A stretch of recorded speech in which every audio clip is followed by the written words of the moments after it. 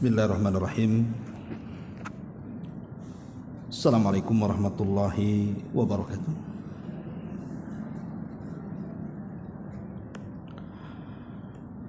Alhamdulillah. Alhamdulillahi rabbil alamin. Wa bihi nasta'in wa ala umuri dunya waddin. Assalatu wassalamu ala ashrafil anbiya'i wal mursalin Muhammadin wa ala alihi wa sahbihi ajmain, amma ba'du. Ma'asyiral muslimat, ibu-ibu yang dimuliakan Allah subhanahu wa ta'ala, alhamdulillah di pagi ini kembali kita bisa duduk di Masjid Sukajadi dalam rangka thalabul ilmi. Dan kita masih meneruskan kajian 175 Jalan Menuju Sorga yang dikarang oleh Naib bin Mamduh Al-Suud. Dan kita masuk pada poin ke-8.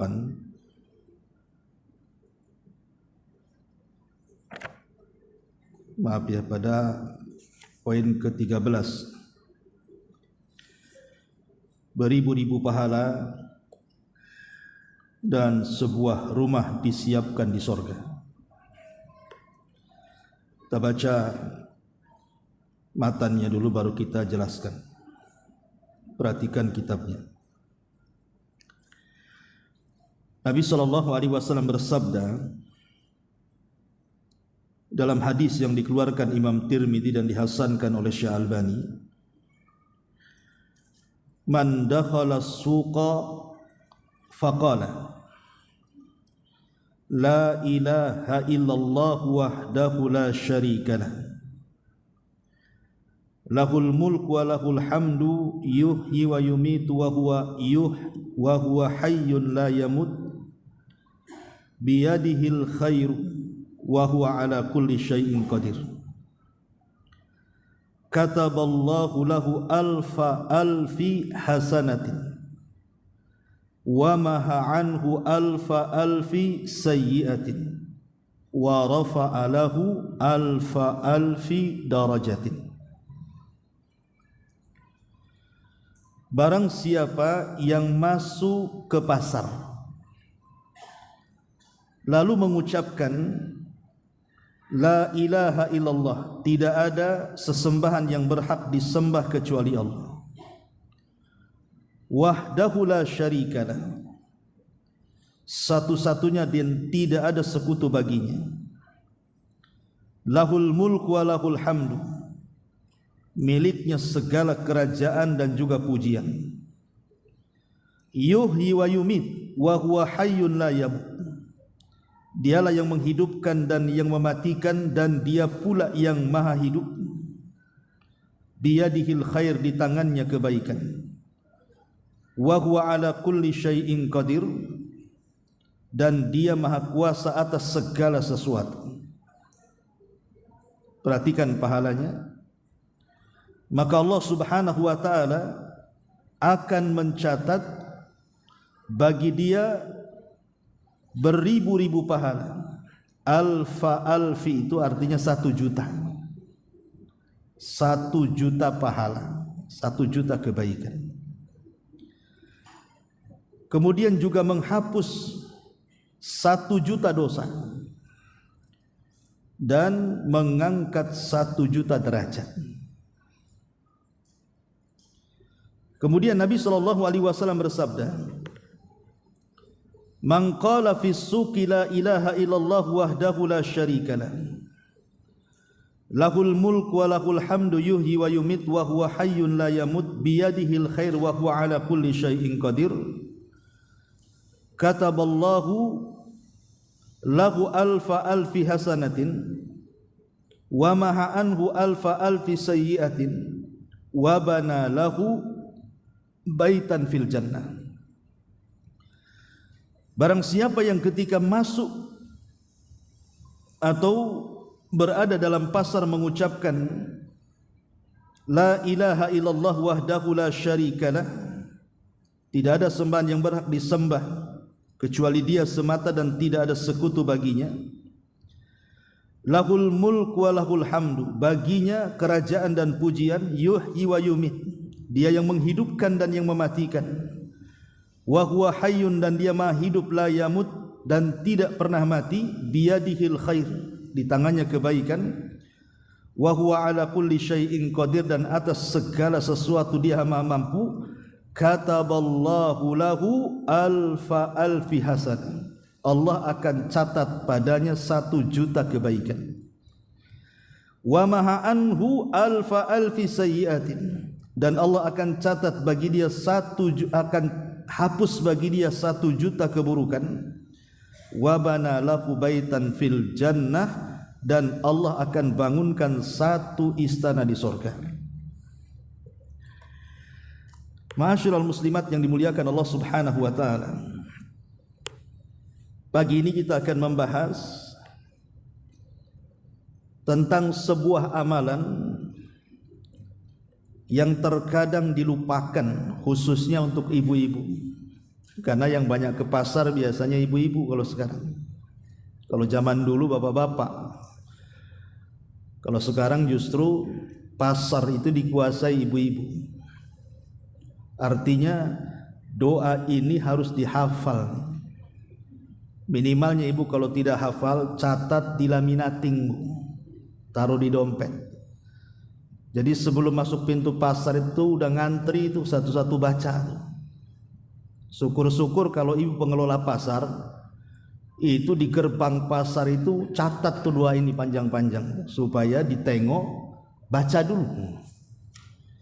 Tapi sayang kan begitu, sudah tidak hafal, tidak punya catatan, di pasar pula tidak ada tulisan. Ya akhirnya masuk keluar pasar nggak dapat apa-apa jadinya. Makanya di sini amalan yang sangat bagus sekali. Kalau bisa dihafal lah. Insya Allah kalau walaupun awalnya pakai catatan bu, tapi kalau sudah sebulan setiap hari baca, lama-lama hafal juga tuh. Karena biasanya karena terbiasa jadi luar biasa. Jadi saya nasihatkan bu ya, hafal doa ini. Baca 100 kali aja sambil dulu, lama-lama hafal sendiri bu. Kalau tidak hafal beri vitamin bu untuk mencerdaskan itu biar cerdas. Intinya bahwa sebelum saya masuk pada pembahasan ini, kita bicara pasar dulu.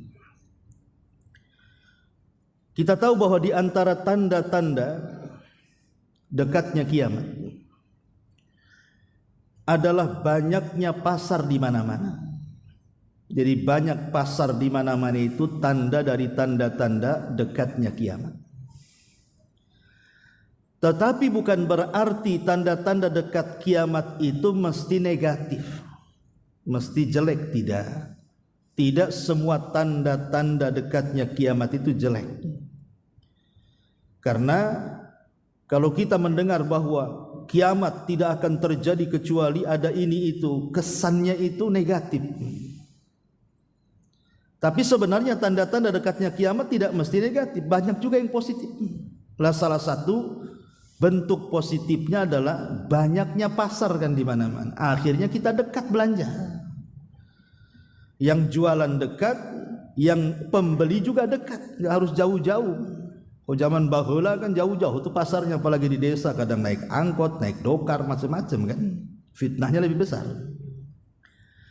Ditambah-tambah kata Nabi SAW, bukan hanya banyaknya pasar tetapi juga yataqarabul aswaq. Pasar itu mulai berdekatan. Jadi bukan hanya banyak tapi juga dekat. Bukan hanya dekat kita harus datang ke pasar, sekarang tidak perlu ke pasar, ibu bisa belanja. Apa istilahnya? COD. Ya. Jadi sekarang ini mulai dari jual sayuran sampai ke bumbu-bumbuan dapur itu tinggal COD saja. Jadi ibu tidak perlu ke pasar lagi, cukup di rumah saja. Pegang handphone datang semua tuh barang tuh. Ini semua tanda-tanda dekatnya kiamat. Tapi ini kan positif. Sebab kalau ibu di rumah tiba-tiba sayur sudah datang tuh kan menyedikitkan fitnah namanya. Sebab kalau sudah harus masuk pasar itu nanti banyak masalah kecuali memang dia tahu adab-adabnya. Lah pasar sendiri sebenarnya disabdakan Nabi SAW adalah seburuk-buruk tempat. Jadi satu hari Nabi SAW ditanya soal tempat yang paling baik dan tempat yang paling buruk. Maka Nabi SAW menjawab, sebaik-baik tempat itu adalah masjid. Nah, sekarang kita ini berada di tempat yang paling baik, masjid. Tetapi seburuk-buruk tempat itu pasar, kata Nabi. Kenapa demikian? Karena di pasar itu tempat setan menancapkan bendera genderang perang kepada kita Bani Adam yang masuk ke dalam pasar. Jadi pasar itu tempat perang kita dengan setan. Makanya kalau kita lihat berbagai macam maksiat, Bu, maksiat di luar pasar dengan di dalam pasar itu paling banyak dalam pasar. Sebutkan maksiat di luar pasar, semua ada di pasar. Mulai daripada orang bertengkar di pasar, orang yang berteriak-teriak di pasar, orang yang sumpah-sumpah palsu ya di pasar, orang yang tipu-tipu ya di pasar, suka-suka mengurangi takaran, mengurangi timbangan, mengurangi meteran, mengurangi literan, itu sudah kurang-kurang tuh semua tuh. Yang kedukun juga orang pasar. Banyak raja-raja itu ditaruh di warung-warung tuh, keyakinannya supaya laris ya. Makanya kemudian dosa yang paling banyak itu tempatnya di pasar. Makanya wajar kalau Nabi SAW itu mengatakan seburuk-buruk tempat itu pasar dan sebaik-baik tempat itu adalah masjid. Makanya Nabi SAW mengatakan, kalaupun kita harus masuk ke pasar, dan memang harus masuk ke pasar, kalau nggak ke pasar macam mana kita mau beli-beli kan? Maka kita harus tahu adab-adabnya supaya kita menang melawan setan di situ. Dan kalau bisa ibu masuk pasar itu sekedarnya saja. Jadi kalau memang niat ke pasar itu memang belanja yang dicatat, ya sudah dicatat, beli kemudian pulang, jangan lama-lama. Tapi masalahnya setan ini kan cerdas hari ini, karena sudah merubah pasar itu bukan tempat yang becek lagi, yang bau lagi, sudah bukan lagi tempat yang istilahnya kumuh gitu ya. Pokoknya kalau masuk bersih keluar udah kotor, masuk wangi keluar sudah bau. Itu pasar tempo dulu, Bu. Kalau pasar sekarang ya masuk bersih keluar bersih, karena sudah dirubah jadi mal-mal tuh. Sudah jadi mall sekarang pasarnya. Dulu di mall nggak ada orang jualan sayur-sayur, sekarang sudah ada. Lauk-lauk semua sudah ada, lengkap semuanya. Bahkan ada yang masuk mall itu nggak belanja, ngadem saja di situ. Masuk mall ngilangin keringat karena ada AC-nya kan, keluar lagi dia. Atau numpang kencing saja di situ. Nah ini kan masalah, Bu. Kalau bisa, Bu, jangan sering ke pasar, jangan sering ke mall. Ini kalau dengar bapak-bapak senang nih biasanya. Ya. Tapi di sini nasihat, karena tadi pasar itu banyak maksiat di situ. Sekarang ibu loh bersih dari dosa, tiba-tiba masuk ke pasar keluar pula banyak dosa, kan masalah jadinya. Yang lebih parah lagi dosanya itu bukan dosa biasa, dosa jariah lagi. Nah ini yang kita khawatirkan, orang-orang yang masuk pasar itu masuk nggak punya dosa, keluar banyak dosa. Makanya harus tahu adab-adab masuk pasar itu. Apa saja adab-adabnya? Lah salah satunya disebutkan di sini, di mana Nabi SAW mengajarkan adab yang kayaknya sudah banyak ditinggalkan. Entah karena ibu tak hafal doanya, atau karena malas doa, karena buru-buru ya. Wallahu a'lam. Tapi saya yakin mungkin karena nggak hafal aja mungkin doanya. Husnudzon aja lah saya. Ya. Mungkin ibu harus ngapal doa ini. Kata Nabi SAW, di antara adab masuk pasar itu yang pertama berzikir kepada Allah Subhanahu wa taala. Karena ini bagian daripada zikir. Man dakhala suqa, barang siapa yang masuk ke pasar, faqala, maka dia berdoa ataupun berzikir, la ilaha illallahu wahdahu la syarikalah, lahul mulku wa lahul hamdu yuhyi wa yumit wa huwa hayyun la yamut biyadihil khairu wa huwa ala kulli syai'in qadir. Enggak panjang lah ini dulu zikir ini, Bu. Ya. Ini kan sebentar aja, enggak sampai menitan kalaupun kita baca. Anggaplah ibu baca dari kertas yang dilaminating, ya. Saya kira enggak banyak kan. Sebelum masuk pasar ambil dompet, keluarkan, nah, baca. Enggak lama kok. La ilaha illallah wahdahu la syarikalah, lahul mulku wa lahul hamdu yuhyi wa yumit wa huwa hayyun la yamut biyadihil khairi wa huwa ala kulli syai'in qadir. Sebentar tuh. Tapi lihat Bu pahalanya. Belum masuk saja ke dalam pasar, ibu sudah dapat pahala banyak. Kata Nabi SAW, kataballahu lahu alfi hasanatin. Allah catat bagi ibu 1 juta kebaikan. Cukup sampai di sini? Tidak. Wa maha anhu alfi hasanatin. Wa maha anhu alfi sayyiatin. Yang kedua, Allah hapus lagi itu 1 juta keburukan. Dan yang lebih hebat lagi, wa rafa'a lahu alfi darajah. Dan Allah angkat 1 juta derajat. Dalam riwayat yang kedua, wa bana lahu baitan fil jannah. Dan yang keempat, Allah akan bangunkan 1 istana di sorga. Luar biasa, Bu.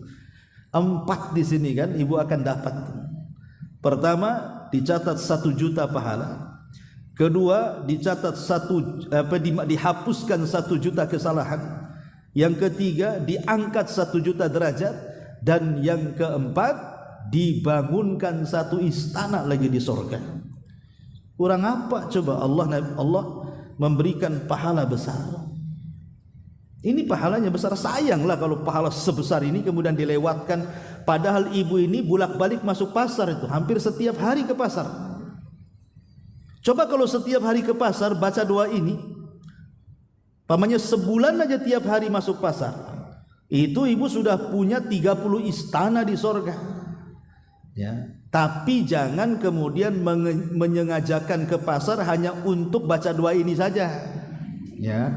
Ibu nggak belanja, tiap hari saya mau nongkrong di depan pintu pasar lah. Habis doa ini pulang nggak, bukan begitu maksudnya. Maksudnya di sini memang ibu menyengajak pergi ke pasar supaya apa? Karena tadi orang kalau sudah masuk pasar, Bu, itu akan banyak dosa di situ. Makanya sebelum kita kemudian banyak melakukan maksiat dalam pasar itu, kita berdoa dulu di sini supaya kita dapat pahala, dosa kita dihapuskan, derajat kita diangkat, Allah bangunkan pula 1 istana di sorga.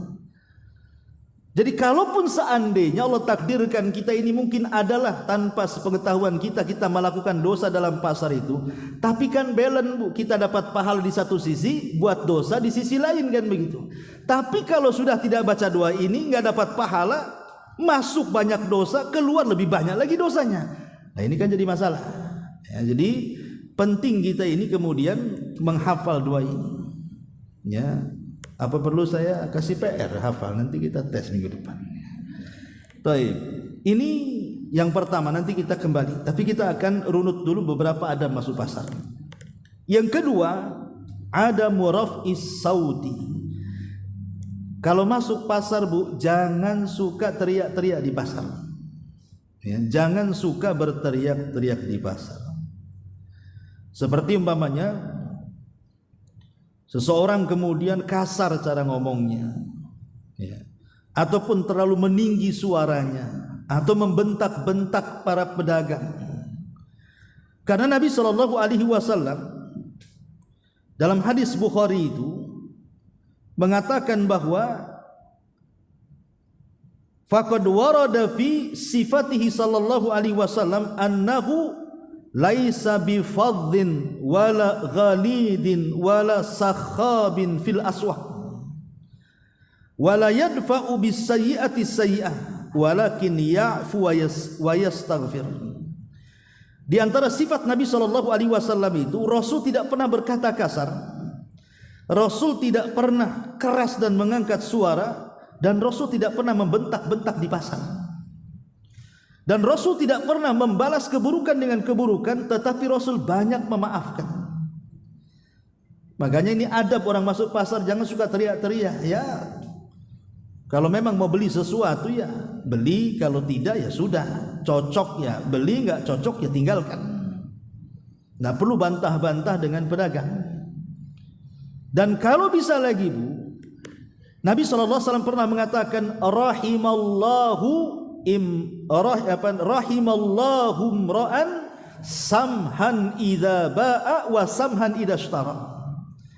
Semoga Allah Subhanahu wa taala merahmati sesiapapun yang masuk ke dalam pasar. Kemudian di dalam pasar entah dia jadi pembeli, entah dia jadi penjual, tapi dua-duanya memudahkan. Jadi kalau ibu jadi pedagang memudahkan pembeli, kalau ibu menjadi pembeli mudahkan pedagang. Seperti apa mudah-mudahkan itu? Contoh umpamanya, ya, ibu beli sayur, beli bumbu, beli apalah di pasar itu yang ringan-ringan. Kemudian uangnya lebih, anggap saja kembalinya 1.000, 2.000 atau 3.000 perak kan gitu. Kata pedagangnya, aduh besar kali ini uangnya. Ya, tunggulah saya mau cari kembalian ke orang, mau ditukar. Kalau hanya 1.000, 2.000 itu ikhlaskan saja lah Bu. Ya sudahlah ambil saja. Kan enak tuh Bu ya. Ini gara-gara ibu uang 2.000 uang kembali itu, kadang-kadang pedagang harus keliling pasar tuh cari susuan tuh. Lah habis waktunya kan hanya untuk mengembalikan uang yang enggak seberapa. Lain kalau kembaliannya banyak, uang ibu 100.000 umpamanya kan, kemudian belinya 10.000 kan, kembalinya 90.000. Ya mungkin terlalu besar lah kalau dikasih ya. Tapi kalau hanya 1.000, 2.000 perak, apa susahnya sedekahkan? Karena mereka juga kadang-kadang orang susah, orang para pedagang itu. Kan enak kalau begitu tuh.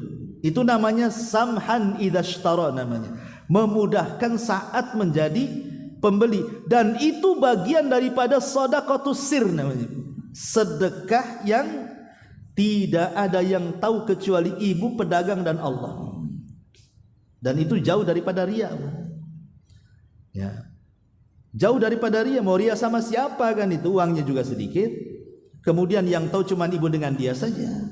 Dan shadaqatus sir, sedekah yang tidak ada yang tahu kecuali ibu dengan Allah itu yudfi'u ghadabar rabb, bisa memadamkan murkanya Allah. Jadi kalau Allah takdirkan Allah mau ngasih penyakit tak jadi itu gara-gara sedekah itu, besar keutamaannya. Atau ibu jadi penjual lah, sama juga. Ibu jadi penjual itu umpamanya ibu tidak mengambil untung banyak-banyak. Ya sudahlah, kalau sudah dapat untung umpamanya, ambil sajalah. Tidak harus kemudian ngambil untung banyak kan itu. Yang jelas cepat laku dan menyenangkan penjual, menyenangkan pembeli umpamanya. Syukur-syukur kalau seandainya menyenangkan pembeli. Contoh umpamanya ibu jual buah-buahan. Nih pembeli ini beli 1 kilo umpamanya salak atau jeruk atau dukuh gitu ya. Kemudian sudah timbangan tuh udah pas 1 kilo tuh Bu, ibu tambah lagi setengah on tanpa tahu yang beli itu. Itu juga sama sedekahus sir namanya, sedekah yang tidak ada yang tahu. Lebih hebat lagi itu karena kadang-kadang pembeli tidak tahu kalau ibu tambah lagi. Coba. Jadi kalau itu kemudian dilakukan, kata Nabi SAW, rahimallah, Allah akan merahmati dia. Jadi pembeli dia berkah, penjual juga berkah, dua-duanya berkah. Ini enggak, malah sengaja diganjel timbangannya. Kadang-kadang lagi lengah gitu diambil lagi salaknya. Nah, ini ngapain ini? Ini kan masalah Bu. Ya, itu masuk pada wailun lil mutaffifin nanti. Neraka wel bagi orang yang curang dalam dagang. Jadi adab sebagai pembeli, maka mudahkan penjual atau sebaliknya. Kemudian juga yang keempat adalah al-muhafadzatu ala nadhafatis su', menjaga kebersihan. Ya kalau memang kita jadi penjual, ya kalau bisa itu menjaga kebersihan supaya yang beli pun umpamanya senang kan gitu. Ini jadi penjual banyak lalernya di situ, siapa yang mau beli kan gitu ya. Kadang-kadang jijik kita mau beli jadinya. Ya. Kemudian juga yang kelima, al-muhafadzatu 'alal wafa'i bil uqud. Menjaga akad. Menjaga akad. Kalau ibu umpamanya sudah akad dengan penjual, mau membeli sesuatu, tapi lupa ibu, mungkin uangnya kurang. Sudah belanja, uangnya kurang. Kemudian adalah barang yang ingin ibu beli. Kemudian transaksi dengan penjual. Saya mau beli ini tapi uangnya tak ada. Ya tolong ya jangan dikasihkan orang. Nanti siang saya kesini lagi. Itu kalau sudah janji begitu Bu. Jangan kemudian penjual dijual sama orang karena sudah ada akad namanya.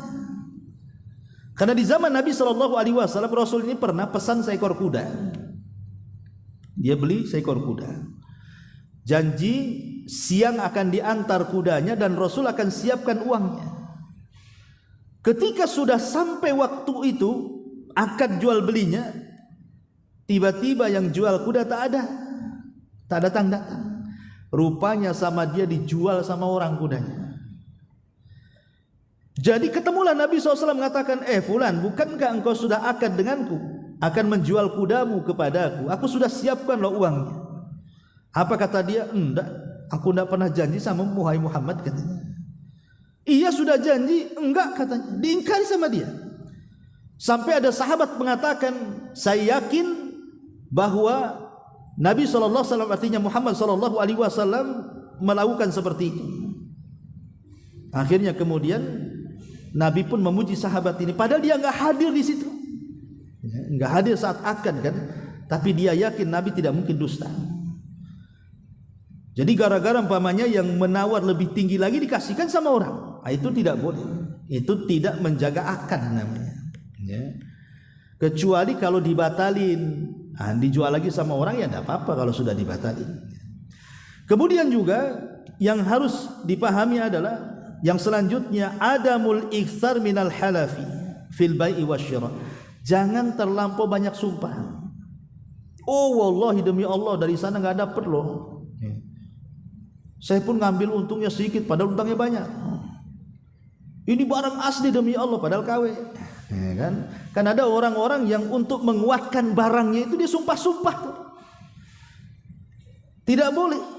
Walaupun makanya pentingnya dalam apa namanya adab masuk pasar itu harus paham kapan bersumpah, kapan tidak bersumpah. Karena sumpah itu bukan untuk mainan. Karena banyak kemudian asal bersumpah untuk dusta itu dari siapa sih? Dari iblis. Ingat ketika Nabi Adam di sorga itu, dia akan diberikan was-was oleh iblis supaya mendekati buah larangan. Tapi tak pengaruh, Adam tak mau dekat-dekat. Karena tahu konsekuensinya. Ketika Adam diberikan was-was oleh iblis tidak mau juga dekat dengan pohon itu, apalagi memakan buahnya, maka iblis datang bersumpah di hadapan Adam. Makanya Allah Subhanahu wa taala mengatakan wa qasamahuma inni lakuma laminan nasihin. Iblis pun bersumpah kepada Adam dan Hawa bahwa dia termasuk orang yang memberi nasihat. Akhirnya Adam pun yakin dengan iblis bahwa iblis itu benar. Kata iblis, "Kenapa Allah larang kau dekat-dekat pohon itu wahai Adam?" Tidak lain dan bukan supaya kamu tidak jadi malaikat atau supaya kamu kekal di sorga. Ketika mendengar kalau makan buah itu jadi malaikat atau jadi kekal di sorga, Adam pun memakan buah itu. Padahal sumpahnya iblis itu untuk kedustaan. Maka siapapun yang bersumpah untuk dusta, berarti dia iblis kan itu. Tapi jangan bilang sama orang, oh dasar iblis kamu. Bukan. Maksudnya di sini sifat dia itu meniru sifat iblis. Boleh juga diiblis-ibliskan para penjual. Ya. Marah dia. Jadi ini juga yang harus dipahami. Jangan banyak bersumpah. Termasuk juga pembeli, jangan suka dusta juga. Kadang ada pembeli dusta. Dari sana aja nggak dapat. Sana saya ke sana kemarin itu murah kok kamu jual mahal. Padahal nggak ke sana tuh. Sama juga tuh. Penjual ya sama juga, suka dusta, pembeli juga sama. Itu kan podoai jadinya. Maka kalau bisa hindari sumpah-sumpah yang tidak pada tempatnya itu. Termasuk juga istinabu bakhsil kaili awil wazni wa tadfihima. Kurangi mengurang-urang takaran, mengurang-urang timbangan, mengurang-urang hak sebagai penjual ataupun pembeli, maka dua-duanya terlarang. Ya. Karena begini Bu ya. Kenapa Allah Subhanahu wa taala itu sampai mengancam orang-orang yang curang baik sebagai pedagang atau pembeli? Itu dengan sebuah lembah yang ada di neraka jahanam yang disebut dengan wail. Di Quran itu kan banyak tuh, berulang-ulang Allah menyebut kalimat wail. Wailun likulli humazatil lumazah, wailun lil mutaffifin, wailun likulli affakin athim. Itu banyak di Quran itu kalimat wail itu. Jadi wail itu satu lembah, itu berada di dasar jahanam. Jadi kalau orang itu dijatuhkan dari atas titian sampai ke dasar lembah jahanam itu 70 tahun baru sampai. Karena lembah itu hitam, gelap, busuk, dan semua nanah darah penghuni neraka itu tumplek di situ. Itulah disebut wail namanya. Sebuah lembah di neraka jahanam. Saking menakutkannya, jahanam sendiri sampai setiap hari meminta isti'adzah, perlindungan kepada Allah. Bayangkan, jahanamnya sendiri sampai ketakutan dengan lembahnya. Lembah itu disebut wail. Untuk siapa lembah ini? Maka Allah Subhanahu wa taala mengatakan wailun lil mutaffifin, untuk orang yang curang dalam dagang. Apabila di posisi penjual dia kurang-kurang tuh, tambah ngutil. Apa istilah ngutil ya? Duku atau apa gitu kan. Dan penjual itu tidak nyuruh ibu nyicipin. Ibu main ambil saja duku. Udah dimakan kecut, dicaci pula penjualnya. Buat apa kecut katanya? Pergi, nggak dibayar satu butir itu. Nah satu butir kalau ditawari, ya mungkin itu kan bentuk marketnya penjual kepada pembeli biar beli kan. Kadang-kadang ditawari, ambillah cicipi, itu nggak masalah, berarti dia dikasih itu. Ya. Tapi jangan pula yang dikasih ini ibu ngambil yang lain pula kan. Gitu. Yang dikasih lah kan itu. Nah, kalau ibu cocok beli, tak cocok tak usah kan, tidak ada masalah. Ini tidak ditawari, udah main ambil saja, itu termasuk mutaffif namanya. Ya. Atau sebagai penjual juga sama. Orang ini beli 1 kilo salak, ketika lengah diambil 2-3 salak, itu akhirnya hilang setengah on. Itu mutaffif juga, baik dari sisi pembeli atau penjual sama-sama mutaffif, mendapatkan wail. Nauzubillah. Ya, mendapatkan wail. Kenapa sedemikian ngerinya ya hukuman, padahal terkadang kalau ibu ngutil satu duku itu kan nggak kenyang Bu. Ataupun mungkin sebagai pedagang kalau ngurangi 1-2 salak kan nggak kenyang juga kalau dimakan itu. Tapi kenapa hukumannya mendapatkan wail, sebuah lembah dalam jahanam? Coba begini Bu, kadang-kadang kalau kita di posisi penjual, kita kan tidak tahu posisi pembeli ini siapa.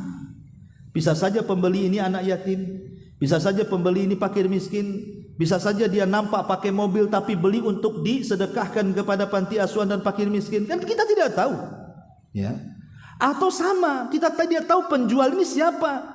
Jangan-jangan dia pelayan saja di situ, sebenarnya dia orang susah, mungkin pekerjanya, atau mungkin dia orang fakir, orang miskin, dia mengadu nasib dengan jualan itu. Berarti kalau kita kemudian mengurang-urang di situ, bisa saja mengurangi hak anak yatim, mengurangi hak fakir miskin, mengurangi orang-orang yang berhajat kepada itu. Itulah kenapa kemudian ancamannya berat sampai dikatakan wail. Makanya betul kalau kata Nabi, rahimallahu imra'an, semoga Allah merahmati orang-orang yang memudahkan tadi. Maka ini termasuk adab daripada adab-adab pasar juga. Karena kalau kita mengambil tanpa sepengetahuan, ya, maka itu termasuk ghosob namanya. Ibu harus kembalikan. Termasuk juga kalau bagi ibu-ibu ya, adab masuk pasar itu Bu, ibu harus pakai pakaian sopan. tutup aurat, ya. Masuk pasar itu jangan sampai kemudian membuka aurat, karena bagaimanapun berdosa. Kemudian hindari ikhtilat, kalau ada laki-laki di situ gitu. Hindari ikhtilat sebisa mungkin. Di sana banyak laki-laki, tunggu dulu. Ya, biar mereka dulu beli baru kita gitu ya. Karena itu juga walaupun remeh-remeh seperti itu juga dosa masalahnya. Nggak boleh, dan itu bisa jadi dosa jariah ibu buat fitnah sama orang. Maka pakaian pun harus bagus, maksudnya menutup aurat. Tapi sebaliknya juga jangan terlalu menggunakan pakaian syuhrah. Karena sekarang ini banyak ibu-ibu kalau mungkin ke pasar basah biasanya pakaiannya khusus tuh. Yang jelek-jelek aja lah, karena masuk wangi keluar pasti bau. Tapi kalau ke mall nggak yakin saya. Ya. Pasti bedakan dulu kan Bu. Ya, lipstikan dulu, bedakan dulu, skincare dulu atau apa istilahnya, kan mestilah itu. Ya. Lah ini kan aneh. Coba masuk mall cantik-cantik semua. Pulang dari mall jelek semua. Karena nggak kebeli sih masalah, raut mukanya berubah semua. Intinya bahwa di sini hal-hal yang seperti itu juga tetap itu bagian daripada adab-adab masuk pasar, dan juga syiarkan bahwa kita ini seorang muslim, ya, berusaha untuk berakhlak di dalam pasar. Jangan sampai kita dusta, jangan sampai kita ghibah, jangan sampai kita mencela, mencaci, memaki, ya, karena itu bukan akhlak seorang muslim. Baik, kita kembali kepada hadis yang kita bahas di sini. Jadi di sini Nabi SAW menyebutkan hadis ini dan dicantumkan oleh pengarang dari 175 jalan menuju surga adalah salah satunya ibu berzikir dengan zikir yang sangat-sangat singkat di sini, namun lihat pahalanya luar biasa. Saya ulas lagi, ya nggak apa-apa. Man dakhala suqa, siapa yang masuk ke pasar, pasar apa saja. Mau masuk mall sama aja. Ya, kalau sekarang kan ada minimarket itu juga pasar. Ya, ibu masuk ke minimarket itu pasar juga. Ya, atau mungkin pasar-pasar yang ma'ruf lah kan gitu, pasar-pasar basah. Pokoknya yang jelas tempat yang dikatakan itu pasar. Mau mall, mau minimarket, mau pasar basah, ya. Dan alhamdulillah sekarang pasar itu mudah di mana-mana. Hampir setiap rumah mesti ada pasarnya dan berdekatan kan itu. Artinya kalau kita ingin mengamalkan zikir ini tidak sulit, tidak susah gitu. Dan zikir ini tidak perlu ada tenaga, cukup digerakkan lisan saja sudah mendapatkan banyak semua. Dan masuk pasar itu kan jamnya tidak ditentukan kan Bu, ya, bisa pagi, bisa siang, bisa sore. Jangan jam 1 tak ada yang buka lah. Artinya kan dari pagi sampai jam 10 masihlah buka-buka kan mal-mal itu. Kalaupun kita mau belanja betul-betul yang pentingnya, bukan yang tidak penting, betul-betul memang kita berhajat untuk membeli, ya. Artinya bahwa kalau kita hendak mengamalkan zikir ini mudah sekali, karena pasar banyak. Dan setiap hari kita tidak selalu ke pasar, entah ke mal, entah ke minimarket, entah ke pasar basah, mesti setiap hari. Ya. Makanya kemudian Nabi SAW mengatakan, man dakhala suqa faqala la ilaha illallah wahdahu la syarikalah. Di sini ada pengakuan tauhid. La ilaha illallah. Tidak ada sesembahan yang berhak disembah kecuali Allah. Wahdahu la syarikalah. Dan semata-mata tidak ada sekutu baginya. Kenapa di sini memulakan dengan tauhid? Karena kita akan masuk ke dalam pasar yang di situ tempat perangnya kita dengan setan. Makanya dimulai dengan tauhid, dan tauhid itulah yang memantapkan iman kita. Supaya enggak kepengaruh dengan berbagai macam maksiat dalam pasar itu, makanya diawali dengan kalimat tauhid. Karena tauhid itulah yang memantapkan kita. Baru setelah mengemukakan sebuah tauhid, la ilaha illallah, baru kita mulai memuja dan memuji Allah Subhanahu wa taala. Lahul mulku wa lahul hamdu yuhyi wa yumit wa huwa hayyun la yamut. Baginya kerajaan, baginya pujian. Jadi seluruh kerajaan yang ada di permukaan bumi dan di alam semesta ini, itu semua milik Allah Subhanahu wa taala. Begitu juga seluruh pujian itu milik Allah. Makanya posisi Allah itu, Bu, ibu senang tetap harus dipuji, ibu susah tetap Allah harus dipuji, karena Allah itu senantiasa harus dipuji. Jangan memuji Allah ketika senang, ketika susah tak memuji Allah. Makanya, Bu, kalau ibu dapat kabar berita yang sifatnya tidak menyenangkan, apa kata Nabi? Ibu harus mengucapkan alhamdulillah ala kulli halin. Ini ada berita nih, lewat WA kah, lewat Instagram, pokoknya ada WA lah, atau ada orang yang datang ke ibu ngasih kabar nggak menyenangkan, kabar buruk, maka langsung ibu katakan alhamdulillah ala kulli hal. Segala puja dan puji hanya milik Allah dalam kondisi apapun. Tapi kalau kabar beritanya menyenangkan, lain lagi lafadznya, Bu. Alhamdulillahi bini'matihi tatimmu shalihat. Nah, gitu ya zikirnya, Bu. Jadi kalau kabarnya senang, kita katakan alhamdulillah bini'matihi tatimmu shalihat. Segala puja dan puji bagi Allah, karena nikmatnya sempurnalah amal saleh. Tapi kalau kabarnya tidak suka, katakan juga alhamdulillah ala kulli hal. Makanya kalimat alhamdulillah ini memang kalimat ajaib sebenarnya, karena akan diucapkan oleh siapapun. Ibu tanya orang sehat, "Mana kabarnya?" "Alhamdulillah sehat." Ya. Datang sama orang sakit, "Gimana kabarnya?" "Alhamdulillah. Walaupun saya sakit, ada tuh yang lebih sakit daripada saya." Nah, gitu ya. Datang sama orang kaya, alhamdulillah rizkinya Allah masih luaskan. Datang kepada orang susah, gimana keadaan? Alhamdulillah masih bisa makan. Si Anu tuh kemarin kelaparan. Jadi alhamdulillah ini tetap harus dibaca, kalimat pujian itu hanya miliknya. Wa huwa hayyun la yamut, dan dia satu-satunya zat yang hidup dan tidak pernah mati. Jadi Allah itu zat yang tidak pernah mati dan akan tetap hidup, dan dia pula zat yang menghidupkan dan yang mematikan. Ketika Nabi SAW meninggal dunia, maka semua sahabat tidak yakin dengan meninggalnya Nabi SAW. Kok bisa Nabi meninggal? Karena ketidakpercayaan para sahabat bahwa Rasul sudah meninggal itu, banyak para sahabat kayak orang gila ketika mendengar kabar kematian Nabi itu. Ada yang berdiri kayak patung, nggak tahu apa yang harus dilakukan. Ada yang duduk lemas tidak bisa berdiri.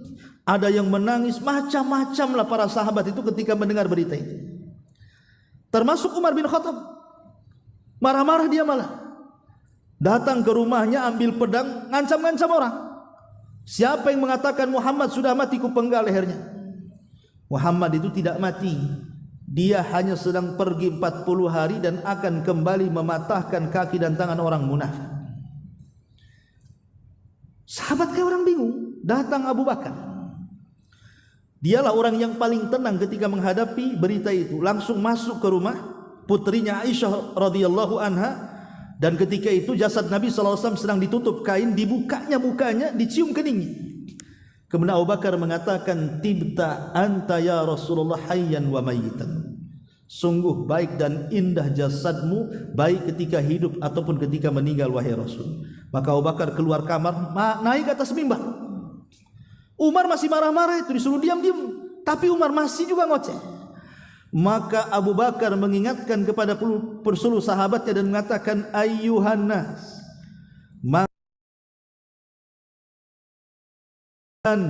fa inna ya'budullah." Siapa di antara kalian yang menyembah Muhammad, lihat Muhammad sudah mati. Menyembahlah kepada zat yang senantiasa hidup dan tidak pernah mati. Sembah Allah, minta sesuatu kepada Allah, jangan minta kepada zat yang mati, ke kuburan, tangkal-tangkal, ke jimat, ke pohon, ke ini, ke itu. Itu zat itu tidak hidup, mereka mati. Ya. Kemudian di sini biar mintalah kebaikan itu kepada Allah Subhanahu wa taala. Wa huwa ala kulli syai'in qadir, dan dia atas segala sesuatu maha mampu. Maha mampu merubah sesuatu yang kita anggap, kita kadang-kadang kayaknya mustahil deh. Enggak juga, bagi Allah tidak ada yang mustahil. Semua bagi Allah itu mungkin, karena Allah itu atas segala sesuatu maha mampu. Lah kalau kita baca doa ini, apa kata Rasul? Kataballahu lahu alfa alfi hasanah. Allah catat beribu-ribu, artinya 1.000.000 kebaikan. Coba Bu, kalau ibu melakukan kebaikan dengan sifatnya mengamalkan amalan ini dan itu, mungkin perlu banyak tuh mendapatkan 1.000.000 kebaikan, kan harus banyak beramal. Contoh mamanya ibu baca Al-Quran, untuk mendapatkan 1.000.000 kebaikan itu, ibu harus membaca berapa huruf tuh? Kan satu huruf 10 kebaikan. Berarti kalau untuk mendapatkan 1.000.000 kebaikan itu bisa berjus-jus baru kita dapatkan. Kalau baca Quran, ya. Atau umpamanya seseorang bersedekah.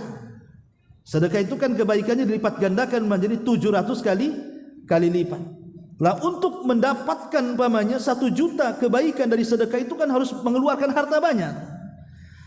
Lah kita tidak perlu sedekah dengan sedekah banyak, tidak perlu membaca Al-Quran harus berjuz-juz, cukup baca doa ini depan pasar loh Bu, depan pasar, ya. Tapi nggak perlu action juga lah. Ibu pas di tengah-tengah gitu, belum geser, belum dibaca kayak baca undang-undang gitu ya. Yang nggak gitu kali, ya.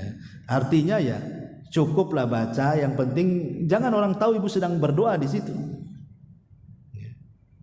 Karena sekarang ini kadang-kadang orang masuk pasar ini jeleknya, maaf Bu ya. Sekarang ini ada perbuatan yang sangat buruk sekali di antara kita ini, suka memamer-mamerkan barang-barang yang kita beli. Taruh di medsos kadang ya. Ibu beli emas, sengaja dipasang, tolong pas foto dulu. Nanti kemudian taruh di Facebook. Ya. Ibu baru beli apa saja kadang-kadang dipoto taruh. Makan aja dipotong, makan didekatkan ke pitingnya tuh, ya, biar nampak ini rajungan katanya. Kadang untuk apa coba memamer-mamerkan barang-barang yang dibeli itu? Masalahnya begini Bu, ada hadis Nabi SAW yang mengatakan likulli ni'matin mahsudun. Setiap nikmat yang dipamerkan itu selalu ada orang yang hasad. Ingat itu. Setiap kenikmatan yang kita pamerkan itu mesti ada orang yang hasad di situ. Dan ingat bahwa orang yang hasad ini bahaya, karena penyakit ain itu, penyakit mata. Maksudnya penyakit mata yang bagian dari jenis sihir itu datang dari orang hasad. Kalau penyakit mata merah, beli insto saja. Ya, maksudnya di sini penyakit mata yang sifatnya itu diiringi dengan sihir. Makanya kenapa kalau kita lihat Bu, orang-orang yang suka memamer-mamerkan harta di medsos itu, kemudian ada orang yang hasad kepadanya, kemudian terkena penyakit ain, itu bahaya Bu. Entah jadi akhirnya sakit, entah akhirnya mati, ya udah kaya mati, dan rugi dia kekayaannya. Maka kalau bisa Bu, ibu kaya, cukuplah ibu yang tahu, supaya tidak jadi fitnah. Tidak perlu dikasih tahu saya punya ini, punya itu. Itu satu sisi ria, sisi lain takut.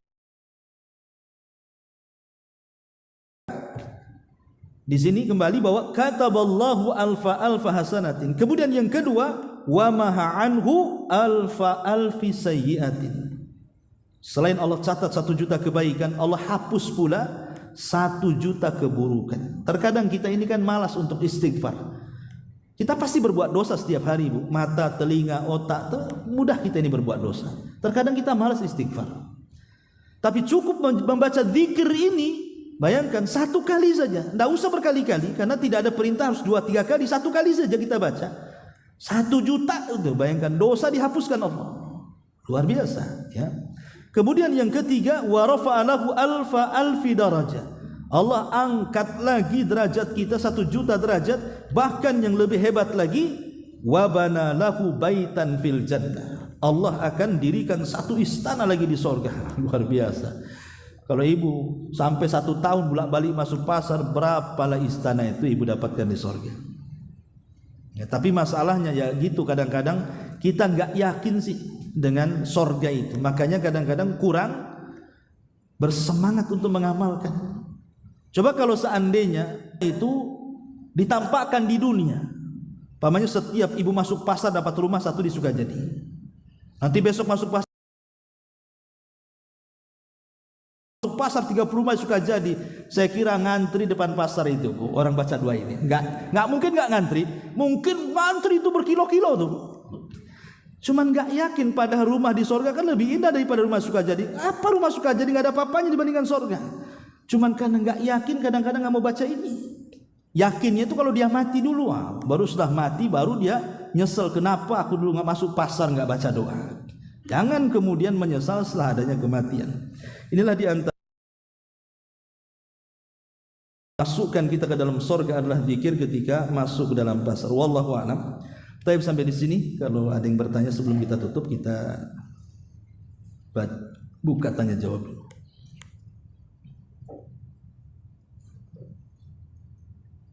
Ini mic-nya ada di sini, ya. Kalau mau tanya.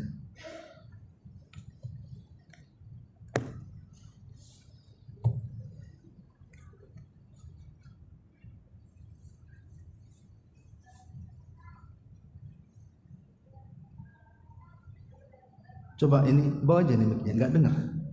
Ya.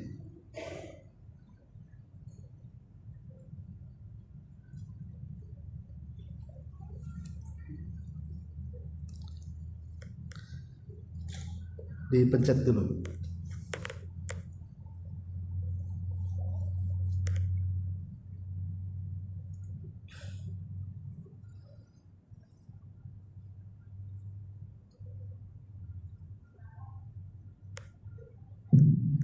Bismillah, Ustadz, sebelumnya saya pernah mendengar bahwa doa ini ada juga di zikir setelah sholat subuh dan sholat maghrib, tetapi ia dikurangi dengan yuhyi wa sampai pada yuhyi wa yumit dan dikurangin wa huwa hayyun la yamut. Iya. Itu yang mana yang benar Ustadz? Soalnya ada salah satu hadis juga yang disampaikan salah satu ulama bahwa sama dengan lapasnya dengan doa masuk pasar. Iya, alhamdulillah. Ya, zikir ini terkadang kan ada kemiripan-kemiripan, itu wajar. Tapi kan inti yang kita lihat isi dari di zikir pagi dan petang itu kurang lebih lafadznya seperti ini. Ada yang dikurangi, ada yang persis. Ya, seperti dikurangi beberapa lafadz, tapi ada juga yang persis. Ya tidak ada masalah. Ya, karena memang anjurannya juga masing-masing. Cuman kalau zikir pagi dan petang itu kan banyak dia. Bukan satu zikir, tapi ada beberapa zikir dan beberapa ayat dalam Al-Quran yang dibaca. Karena memang pengaruhnya besar. Ya, orang yang zikir pagi petang itu pengaruhnya besar sekali. Keutamanya juga banyak. Nah, jadi ini lafaz yang diajarkan Nabi tentang masuk pasar ini memang lafaz khusus. Lafaz khusus walaupun ada kemiripan karena memang ada perintah ini yang dibaca, ya sudah baca saja. Karena apalagi hadisnya memang walaupun ada sebagian para ulama mendhaifkan, tetapi ada juga yang mensahihkan, salah satunya Syekh Albani menghasankan hadis ini sehingga bisa dipakai, bisa dijadikan hujah untuk kita dalam mengamalkan zikir ini ketika masuk ke dalam pasar. Tapi sekali lagi bahwa ingat bahwa ketika kita membaca salah satu keutamaan yang sangat besar, ya, tentu kita akan terdorong untuk mengamalkannya. Kenapa sampai dibaca 1 juta kesalahan, kita dihapuskan 1 juta pahala dicatat, 1 juta derajat diangkat, dibangunkan 1 istana di sorga. Ini kan sebagai pendorong sebenarnya supaya kita mengamalkan zikir ini. Lah zikirnya sendiri itu punya keutamaan lagi. Dari sisi zikirnya itu punya keutamaan banyak. Zikir itu salah satunya menenangkan hati, menjauhkan kita dari setan, kemudian menjadikan kita lebih berkah lagi. Itu kan dari segi keutamaan umumnya. Keutamaan khususnya ya ini kalau dibaca ketika masuk pasar. Tapi kalau dibaca ketika zikir pagi dan petang, tentu keistimewaannya akan berbeda lagi. Ya, intinya yang jelas selama riwayatnya sahih, baik zikir pagi dan petang ataupun ketika masuk kepada pasar, baca saja. Ya, kita hanya sami'na wa ata'na saja. Apa yang Nabi ajarkan kepada kita ya kita lakukan. Wallahu a'lam.